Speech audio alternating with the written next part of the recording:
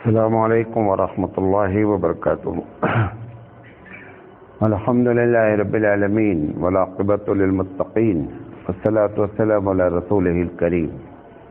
محترم حضرات، ہم آپ سے لگاتار درس حدیث کر رہے ہیں اور آج اس کا درس نمبر 218 ہے۔ ہم اس حدیث پر بات کر رہے ہیں جس میں اللہ کے رسول صلی اللہ علیہ وسلم نے فرمایا کہ المجاہد من جاہد نفسہ، وہ مجاہد وہ بھی ہے کہ جو اپنے نفس کے خلاف، اپنے مزاج کے خلاف جو ہے وہ کوشش کرتا ہے اور جہاد کرتا ہے۔ میں نے آپ کو کل ایک جملہ کہا تھا، ایک ہوتا ہے نیکی کرنا اور ایک ہوتا ہے کہ اپنے نفس کے خلاف نیکی کرنا۔ جو نفس کے خلاف نیکی ہے اس کا درجہ بہت بڑا ہوتا ہے۔ تو اس میں سے ایک چیز ہوتی ہے کہ ہمارا نفس کیا کیا چاہتا ہے، تو ہمارا نفس حیوانی خواہشات کو چاہتا ہے، اس کے خلاف ہم نے بات کیا۔ دوسری چیز یہ ہے کہ ہر انسان مفاد پرست ہوتا ہے، یعنی ہر جگہ وہ اپنا بینیفٹ، اپنا فائدہ دیکھ۔ ابھی آپ کسی سے کوئی کام کرا رہے ہوں، اس سے ٹیکنیکلی لحاظ سے مشورہ کریں تو وہ مشورہ دے گا جس میں اس کو آسانی ہوگی، کام کرنے میں اس کا کم وقت لگے گا، وہ مشورہ دے گا۔ جتنے بھی لوگ ہیں ایسے، یہ تمام انسانی کمزوریاں ہوتی ہیں، اس کو کراس نہیں کر سکتے آپ، لیکن انہی چیزوں پر جو لوگ کنٹرول کر لیتے ہیں انہی کو لوگ بزرگ کہتے ہیں۔ وہی اللہ کی نگاہ میں حقیقت میں بزرگ ہوتا ہے اور مومن ہوتا ہے۔ تو میں نے کہا تھا کہ مفاد پرستی کی بنیاد پہ لوگ مال کماتے وقت بھول جاتے ہیں کہ یہ مال کہاں سے آ رہا ہے، کیونکہ اس میں فائدہ ہوتا ہے۔ آپ نے دیکھا ہوگا کبھی چھوٹی چھوٹی باتیں ہیں، ابھی جیسے 3-4 لوگ ایک گاڑی میں جانا ہے، تو ایک آدمی فوراً گیٹ کھول کے آگے بیٹھ جاتا ہے۔ کیوں؟ کیونکہ اس کو پیچھے نہیں بیٹھنا ہے۔ وہ کبھی اس بات کو نہیں دیکھتا ہے کہ کس کو پریفرنس دیا جائے، کس کو آگے بٹھالا جائے۔ کوئی بزرگ ہے، کوئی بوڑھا ہے، کوئی پریشان ہے، اس سے اسے کوئی بحث نہیں، اس کو اگر کہاں بیٹھ جانا ہے، آگے بیٹھ جانا ہے۔ اچھا، ایسی چھوٹی چیز ہوتی ہے کہ لوگ بولتے نہیں، لیکن وہ بیٹھنے کی بنیادی وجہ اپنے نفس کے مطابق کام کیا، اس نے اپنے نفس کے خلاف کام نہیں کیا۔ کبھی کبھی اسٹیج پر آپ کسی کو نہیں بلانا چاہتے، ایک صاحب آ کر کے پہلے سے بیٹھ جاتے ہیں۔ حالانکہ سوچنا چاہیے کہ ہم اگر اسٹیج کے لائق ہوں گے تو لوگ خود ہماری قدر کریں گے، لا کر بٹھا دیں گے۔ اگر ہم اسٹیج کے لائق ہوں گے نہیں، جا کر VIP سیٹ پہ بیٹھ جائیں گے۔ یہ سب کیا ہے؟ یہ سب ہم اپنے نفس اور اپنے فائدے کے تحت کام کرتے رہتے ہیں۔ تو مفاد پرستی سب کے اندر ہوتی ہے، لیکن مفاد پرستی پر جہاں معاملہ آ جائے قربانی دینے کا، کیونکہ نیکیاں، ہر نیکی 3 چیز مانگتی ہے، غور سے سنیے گا۔ ہر آدمی چاہتا ہے کہ میں اچھا کام کروں۔ جیسے میں نے آپ سے کہا کہ آپ میرے لیے ذرا مکان دیکھیے گا، تو اب مکان جب دیکھے اس وقت مولانا صاحب فکر دیکھ کر اب وہ مکان دیکھنے کے لیے 3 چیز اس کو قربانی دینی ہے۔ یا تو اپنا وقت نکالنا پڑے گا، نمبر 1، یا تو کچھ پیسہ خرچہ کرنا پڑے گا، کچھ نہیں تو ٹیلی فون ہی کرنا پڑے گا، کبھی ہو سکتا ہے موٹر سائیکل یا گاڑی سے اس کو وہاں تک جانا پڑے، اور فزیکلی انوالو ہونا پڑے گا۔ یہ تینوں چیز وہ نہیں کرنا چاہتا ہے، اور چاہتا ہے کہ نیکی سرزد ہو جائے۔ نیکی کبھی سرزد نہیں ہوتی ہے، نیکی ہوتی ہی نہیں ہے۔ کوئی بھی اچھا کام جو ہے وہ 3 چیز مانگتا ہی مانگتا ہے، لیکن چونکہ یہ ہمارے نفس کے خلاف ہوتا ہے، دل چاہتا ہے نیک بننے کا، لیکن قربانی دینے کے لیے ہم تیار نہیں ہوتے ہیں۔ تو اسی لیے قرآن مجید میں جو میں نے آپ کو آیت پڑھی تھی پرسوں کہ لن تنالوا البر حتى تنفقوا مما تحبون، کہ نیکی نہیں ملتی اس وقت تک جب تک کہ بندہ قربانی دینے کے لیے تیار نہیں ہوتا، تب جا کر کے نیکی ملتی ہے۔ تو یہ بھی جہاد ہوتا ہے کہ آدمی اپنے مفاد کے خلاف کام کرے. اسی طرح کے تیسری چیز، ہمارا نفس بہت سی روایتوں سے گھرا ہوا ہے. آپ جب شادی کرتے ہیں تو آپ دیکھیں کہ گھر کی عورتیں اسپیشلی ان کو وہ رسومات ادا کرنا ہے. آپ کتنے پڑھے لکھے ہوتے ہیں، بہت ہی سب آپ کی پڑھائی لکھائی سب ختم ہو جاتی، کچھ چلتا نہیں آپ کا. کیوں؟ کیونکہ ہمارا جو نفس ہے نا، حالانکہ جہاں پر ہم اپنی بیوی کے خلاف، اپنی ماں کے خلاف چلانا چاہتے ہیں وہاں چلا لیتے ہیں. ایسا نہیں ہوتا ہے کہ ہماری کبھی نہیں چلتی ہے. ہم کہتے ہیں دیکھو، بیوی سے کہتے ہیں دیکھو یہ بازو والے کے یہاں قطعی نہیں جانا ہے بغیر پوچھے ہوئے. کبھی نہیں جاتی ہو، کبھی نہیں جاتی. کیوں؟ کیونکہ آپ کا جو ٹون گفتگو کرنے کا ہے اس نے سمجھ لیا کہ یہ ٹون اچھا نہیں ہے، اس میں ہر حال میں شوہر کی بات ماننی پڑے گی.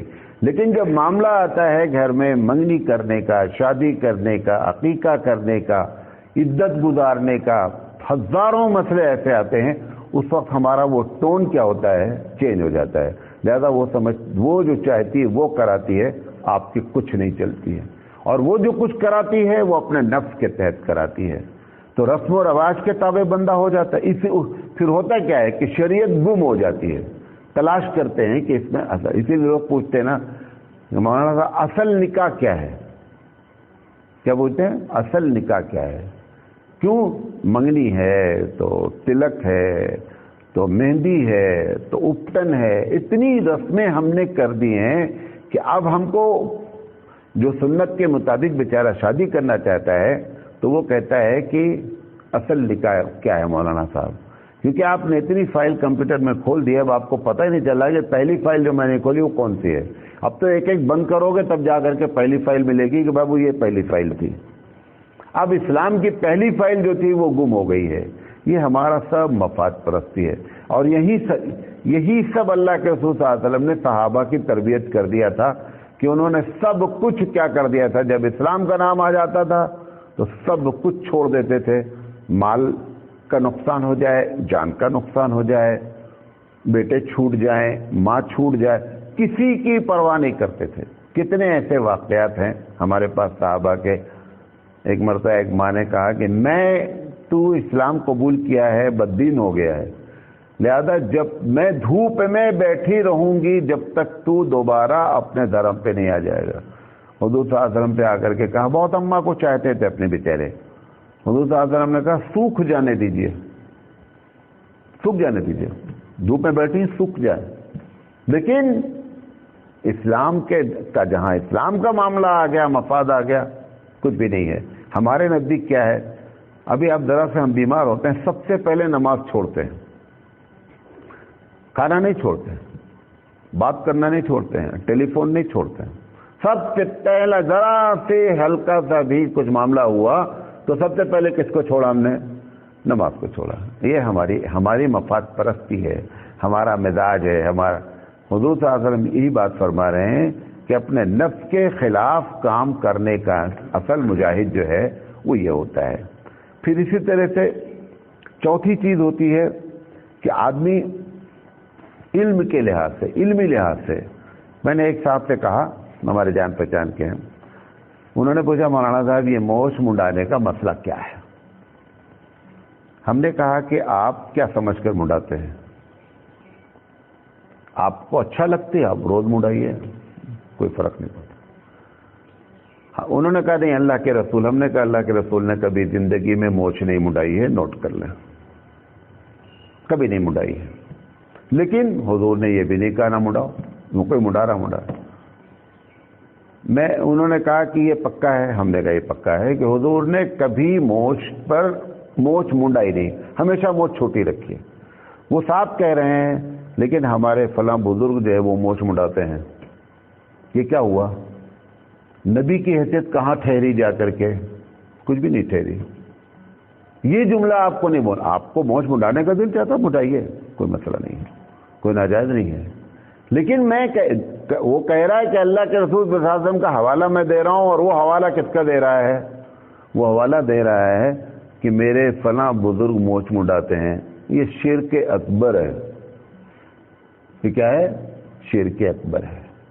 حضرت عبداللہ بن عمر کے ایک لڑکے ہیں، ان کا نام ہے بلال، یہ حضرت عمر کے پوتے ہیں رضی اللہ تعالیٰ عنہ۔ ایک دن عبداللہ بن عمر نے اپنے بیٹے سے ایسے ہی کوئی بات ہو رہی تھی، ٹاپک عورتوں کے مسجد میں جانے کے بارے میں، تو انہوں نے کہا عبداللہ بن عمر نے، یہ مسلم شریف کی روایت ہے غالباً، کہ عبداللہ بن عمر اگر عورت، کیونکہ ہمارے ہاں سب کا تقریباً اس پر اتفاق ہے کہ عورت کی نماز مسجد میں افضل نہیں ہے، مطلب یہ وہ سوچے کہ میں مسجد میں آؤں گی تو مجھے زیادہ ثواب ملے گا، ایسا نہیں ہے۔ لیکن حضور صلی اللہ علیہ وسلم نے کہا کہ اگر وہ آنا چاہے تو تم مردوں کو یہ اختیار نہیں ہے کہ ان کو روک دو، ایسا نہیں کر سکتے آپ۔ تو انہوں نے عبداللہ بن عمر نے اپنے بیٹے سے یہ کہا کہ دیکھو بیٹا، اگر عورتیں مسجد میں جانا چاہیں تم سے اجازت لیں تو تم قطعی نہیں روکنا۔ حضور نے فرمایا ہے کہ عورتیں اللہ کی باندھی ہیں، بندیاں ہیں، وہ اگر آنا چاہتی ہیں تو آپ ان کو روکے نہیں۔ انہوں نے جھٹکے میں حضرت بلال جو حضرت عمر کے پوتے ہیں، انہوں نے کہا میں قطعی نہیں جانے دوں گا مسجد۔ اتنا ناراض ہوئے عبداللہ بن عمر کی، بعض روایت پہ آتا ہے کہ پوری زندگی اس بنیاد پر بات نہیں کیا بیٹے سے کہ میں تیرے سامنے نبی کی بات رکھتا ہوں اور تو بولتا ہے کہ میں جانے نہیں دوں گا۔ ہم ان صاحب سے کہہ رہے ہیں کہ موچ نبی نے نہیں مڈائی ہے اور اس پر تحقیق ہے، وہ کہہ رہے ہیں کہ نہیں ہمارے فلاں بزرگ مٹاتے ہیں۔ یہ کیا مطلب ہوا؟ پتہ کیا چلا کہ شریعت کوئی چیز نہیں ہے، تمہارے نزدیک بزرگ سب سے بڑی شریعت ہے۔ نبی کے آگے کوئی بزرگ نہیں ہوتا ہے، نبی کے آگے سب کی کوئی حیثیت ہی نہیں ہوتی ہے۔ صحابہ کی کوئی حیثیت نبی کے مقابلے میں جب کمپیئر کریں گے تو کوئی حیثیت نہیں ٹھہرتی، نبی نبی ہوتا ہے۔ تو جہاں پر بات آ جاتی ہے دین کی، وہاں پر بھی جو ہے بہت سے علماء ہیں۔ ایک دوسری بات کہہ رہا ہوں، حالانکہ یہ سب باتیں جب ہماری سنتے ہیں نا علماء باغ تو ناراض بہت ہوتے ہیں، بہت کچھ ہم کو واٹس ایپ پہ گالیاں بھی آتی ہیں، بہت برا بھلا بھی کہتے ہیں، میں کسی کو کوئی جواب نہیں دیتا ہوں، صرف میں اتنا بول دیتا ہوں تمہاری گالی تم اور ہم قیامت میں ہوں گے، فیصلہ اللہ کرے گا، کتنا ہم جواب دیں۔ بہت سے علماء ہیں جسے میں بھی شامل ہوں کہ ہم کو یہ بات معلوم ہو جاتی ہے کہ فلاں عمل حدیث کے مطابق ہمارا نہیں ہے، ہم کو معلوم رہتا ہے، جو پڑھے لکھے لوگ ہیں جو روزانہ کہ یہ جو ہمارا کام ہو رہا ہے، لیکن ہم شافعی ہیں، ہم حنفی ہیں، ہم اس میں ابو حنیفہ رحمۃ اللہ علیہ کی بات کو چھوڑنے کے لیے تیار نہیں ہوتے، جبکہ ہم کو یقین ہو جاتا ہے کہ یہ حدیث فلاں حدیث اس کے مقابلے میں صحیح ہے، لیکن ہم اپنے مسلک کو چھوڑ نہیں پاتے۔ شاہ ولی اللہ رحمۃ اللہ علیہ کہتے ہیں کہ ایسے عالم کے لیے تقلید حرام ہے۔ عوام کو تو معلوم نہیں ہے نا کہ کون سی حدیث صحیح ہے، کون سی، آپ تو ایک مسئلہ جو عمل کر رہے ہیں ٹھیک ہے آپ کر رہے ہیں، لیکن ایک عالم کو ایک بات یقین ہو گئی کہ صاحب یہ معاملہ گڑبڑ ہو رہا ہے، لیکن اس کا نفس جو ہے وہ امام کے تابع ہو گیا ہے، محمد صلی اللہ علیہ وسلم کو امام ماننے کے لیے تیار نہیں وہاں پر۔ یہ سب کے ساتھ ہوتا ہے۔ کتنے لوگ ہیں آپ کے سامنے گفتگو کرتے ہوں گے جب کوئی بات صحیح آتی، اچھا کیا فلاں کو، اتنے بڑے بزرگ کو کوئی بات سمجھ میں نہیں آئی؟ وہ کہتا ہے، جملہ بولتا ہے فلاں کو یہ بات سمجھ میں نہیں ہے، آپ بہت بڑے عالم ہیں، اچھا میں کہہ رہا ہوں جو بات میں کہہ رہا ہوں اس میں بھی بہت سے بڑے عالم ہیں، کیا ان کے سمجھ میں نہیں آئی بات؟ کون سا مسئلہ ایسا ہے کہ جس میں بڑا موجود نہیں ہے؟ قادیانی ایک باطل فرقہ ہے، اس کا جو سب سے بڑا عالم ہے وہ عربی کتاب کے 39 کتابوں کا رائٹر ہے، چھوٹا موٹا آدمی ہے وہ۔ علامہ اقبال جیسا آدمی اس کی بات سے متاثر ہو گیا، بعد میں توبہ کیا، رجوع کیا، کوئی چھوٹا موٹا آدمی نہیں ہے۔ تو یہ جملہ آپ کا کیا معنی ہے کہ آپ فلاں بڑے بزرگ کو سمجھ میں نہیں آئی؟ آپ بولنا چاہیے ہمارے رسول نے کیا بتایا مولانا صاحب وہ بتائیے، چھوڑو سب۔ جب تک ہمارے بزرگ، ہمارے بڑے کی بات ہمارے نبی سے ملتی ہے وہ سب سے بڑے ہیں، حضور کے بعد سب سے بڑے ہیں. لیکن اگر ہمارے نبی سے نہیں ٹہلی کھا رہی ہے، کچھ بھی نہیں، کوئی بزرگ نہیں ہے. بزرگ رسول اکرم صلی اللہ علیہ وسلم ہے. کتنے لوگ آپ دیکھیں سوشل میڈیا پر ہزاروں وظیفے آ رہے ہیں ڈیلی، یہ کام کرو، فلاں کام کرو، یہ کام کرو. ایک مرتبہ بندہ نہیں پوچھتا کہ یہ کام ہمارے نبی نے کہا ہے، کیا ہے؟ کچھ نہیں. مولانا صاحب بہت بزرگ آدمی ہے. کیا بزرگی رہ گئی؟ جب حضور کو سامنے رکھ کر بزرگی نہیں بنی تو کون سا بزرگ رہ گیا؟ وہ بزرگ وہ ہوتا ہے جو حبیب مصطفیٰ صلی اللہ علیہ وسلم کی سنت پر عمل کر کے اپنی زندگی گزارتا ہے. ہمارے تایا مولانا ارشاد علیہ رحمہ کہتے تھے کہ بزرگی کی پہچان یہ ہوتی ہے کہ اس کا کوئی عمل سنت کے خلاف نہیں ہوتا ہے. یہی اس کی پہچان ہے. حضرت قاسم نانوتوی رحمۃ اللہ علیہ جو دارالعلوم دیوبند کے بانی ہیں، فاؤنڈر ہیں، ان کے پاس ایک صاحب آئے، سنا بہت بزرگ ہیں وہ، تو وہ بیچارہ آیا، بزرگ کے پاس رہیں گے. کافی دن رہا، جانے لگا ایک دن. اچھا حضرت کی عادت تھی جو آیا ہے، جو گھر میں پکا ہے کھاتے رہتے تھے لوگ. تو پوچھا، جب وہ جانے لگے تو مولانا نے پوچھا کہ بھائی آپ آئے، کچھ بتائے بھی نہیں، آپ چلے جا رہے ہیں. انہوں نے کہا میں نے سنا تھا کہ آپ بہت بڑے بزرگ ہیں، میں اتنے دن رہا لیکن کوئی کرامت ہم کو نظر نہیں آئی. جس کو کیونکہ ہمارے نزدیک بھی جو آدمی اڑتا ہوا آ جائے، بھلے فجر کی نماز چھوڑا ہو، بزرگ وہی ہے. آپ کو فجر پڑھا اس کو بزرگ نہیں مانیں گے. وہ جو اڑ کے آیا ہے، فجر چھوڑا، وہ بزرگ ہے. یہ ہمارا بھی مزاج ہے. تو حضرت سے پوچھا، قاسم نانوتوی رحمۃ اللہ علیہ نے پوچھا کہ کہا کہ حضرت آپ کے پاس آئے تھے، سمجھے تھے کہ آپ بزرگ ہیں لیکن ہمیں کوئی کرامت نظر نہیں آئی. مولانا قاسم نانوتوی رحمۃ اللہ علیہ نے فرمایا کہ جتنے دن آپ رہے ہیں اس دن میں کوئی ایک کام ایسا بتائیے کہ جو میں نے سنت کے خلاف کیا ہو. یہ بزرگی ہے، اس کو بزرگی کہا جاتا ہے. ہوا میں اڑنے کا نام بزرگی نہیں. ہوا میں پرندے بھی اڑتے ہیں، ہوا میں پرندے بھی اڑتے ہیں. تو ہمارے نزدیک یہ چیزیں بزرگی ٹھہر گئی ہیں، فلاں فلاں فلاں نہیں. جو اللہ کے رسول کے مزاج کے مطابق کام کرے بزرگ وہ ہوتا ہے. اور کبھی بھی ایسا جملہ نہیں بولیں. ایک آدمی اگر سامنے نبی کا نام لے لیا نا تو پھر اس کے مقابلے میں کسی کا نام لیا جائے، یہ تو بہت بڑا شرک ہوتا ہے، بہت بڑا گناہ ہوتا ہے. اللہ کے رسول صلی اللہ علیہ وسلم کی حیثیت کتنی بلند ہے اللہ کی نگاہ میں، اس کا ہم اور آپ اندازہ نہیں کر سکتے ہیں.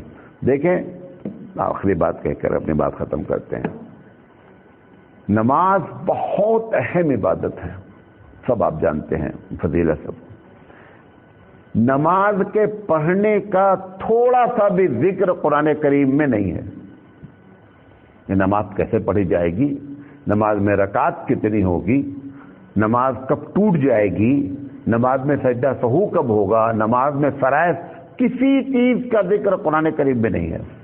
صرف اتنا لکھا ہوا ہے نماز قائم کرو، بقیہ کچھ نہیں لکھا ہے.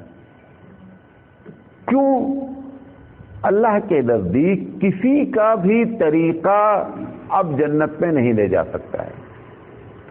حبیب مصطفیٰ جس دن اس دنیا میں عہد نبوت اعلان کر دیے، سارے طریقے کنڈم ہو چکے ہیں، کوئی طریقہ نہیں ہے.